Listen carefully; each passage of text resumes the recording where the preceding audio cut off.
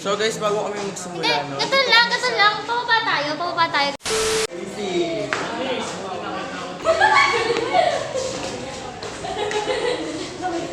So naka-play pala siya. Start na kami. Game. Sobrang init po dito. Naka-jacket pa ako. Wala kasi akong uniform. Sa PreCal. Tangent sa ako, tangent. Yung tangent tsaka yung cotangent. Paano ba yun? Ano ba yung nalima? Paano ba yung tangent na yun? Sabihin na tangent. Tangent is a word. Paano ba yun? Lagyan mo ng ganun. Yung parang, yung parang, ching! Ganun yung parang, ching! Turo nga. Okay, hindi. Alam mo ba yung ating sa PreCal, yung tangent tsaka cotangent? Namutan mo na nga yun eh. Kaya it's not given.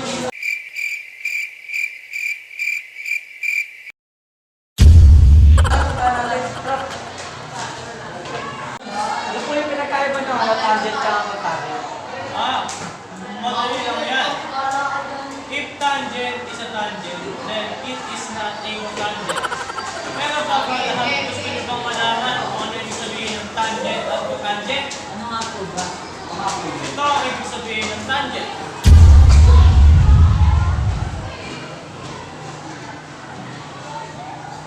At ang pangalawa naman ay ang cotangent.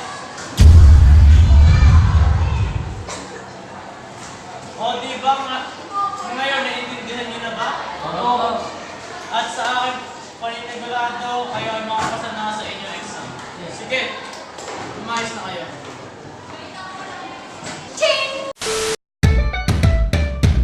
Guys, after knowing the definition of tangent and cotangent, we are here to show you how to graph it. Let's go! So guys, let us know first what is the formula for tangent. So here we have the formula y equals a tangent times bx plus c plus d.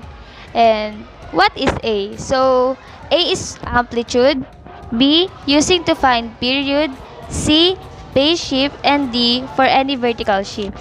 So we have here are given y equals 4 tan times pi x. So the b here is the pi, the a here is the 4, and c and d is equals to 0.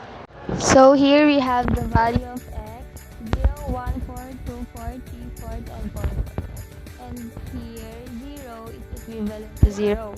And here 1/4. If we substitute 1/4 here in pi, it will be pi over 4. That is why it is equivalent to square root of 2 over 2 divided by square root of 2 over 2 times 4. That's why it became 4. And here 2, 4.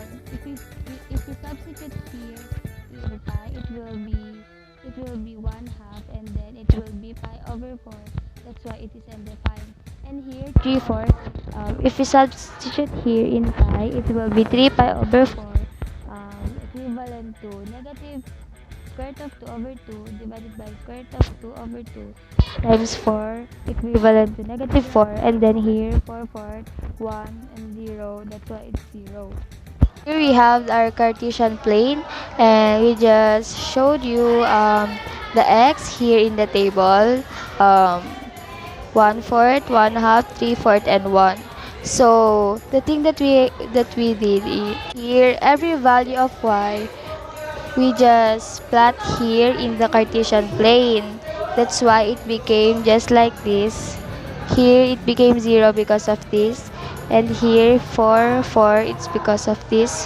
That's why there's a positive 4. And after solving for the value of y, we got 0, 4, undefined, negative 4, and 0. And now I am going to show you how to plot it and graph it. So here we have first the value of x and y, 0, 0. That is why it is here in the origin of the Cartesian plane. The second one is 1/4. That's why it is here, and positive 4 placed in the y-axis. That's why it is here.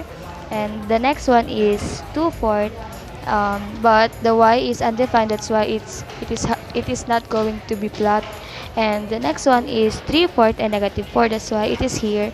It is the 3/4, the value of x, and then the 4, the negative 4, the value of the y. And next is the 4/4 and 0. The value of 4/4 will going to be 1, so it is here. And then the 0. That's why it is here. And then, after plotting the points of x and y, we just have to connect it. Yeah. After connecting it, we already have the graph for the tangent.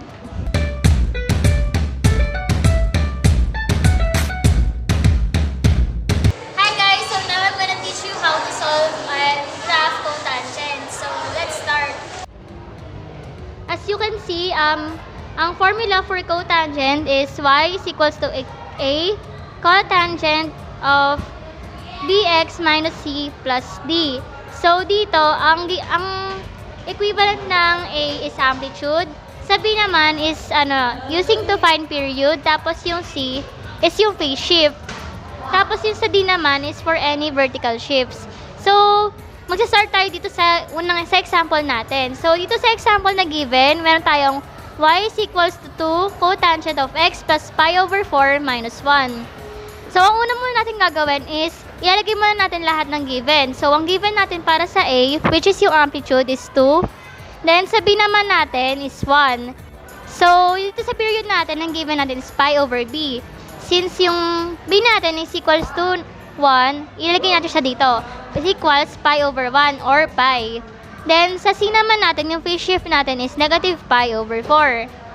Then, d is equals to negative 1. Kung makikita nyo, dito sa example is pi over 4 lang siya. Pero naging negative siya kasi dito sa mismong formula para sa cotangent, negative ang c. So, naging negative yung c natin dito. Then, sa D naman natin is negative 1. Kasi given natin dito sa D is negative 1. Then, mag-start tayo dito sa given natin na C. Ang given natin na C, ay nalagay natin dito sa x na part. So, una natin is negative pi over 4.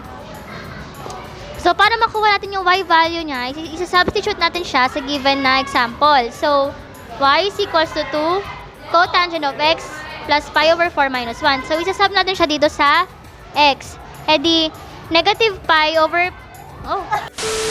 Then, ang susunod naman is yung 3 pi over 4. Kasi diba, 2 pi over 4 plus pi over 4 is 3 pi over 4. Kaya nakuha to.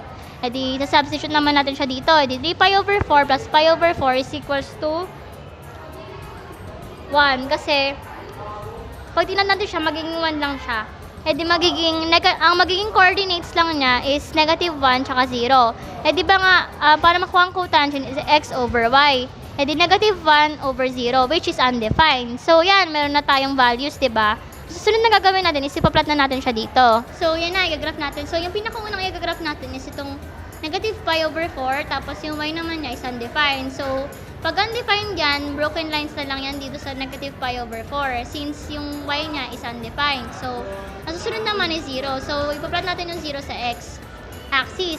Tapos, yung y niya is 1. So, dito siya ilalagay kasi diba 0 sa x axis, tapos dito sa y naman yung 1. Tapos, sa susunod naman is pi over 4. Pi over 4 sa x, tapos negative 1 naman sa y. So, dito siya pinlat. Tapos dito naman sa pangatlo, 2 pi over 4 yun sa x. Tapos negative 3 naman yung y niya. So, dito siya. Dito mo siya ipa-plot. Then, sa last naman is 3 pi over 4. 3 pi over 4. Then, since yung y value niya is undefined, edi broken lines lang siya. Yun lang. So, guys! Thanks for watching! We hope that you learned graphing tangent and cotangent. See you on our next video!